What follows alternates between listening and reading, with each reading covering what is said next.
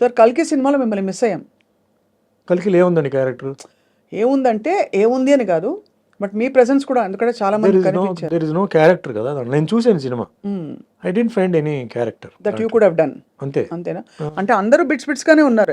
అది కాదు, అట్లా చేయడం కాదండి. ఇప్పుడు రామ్ గోపాల్ వర్మ చేశారు, రాజమౌళి చేశారు, అలా కాదు.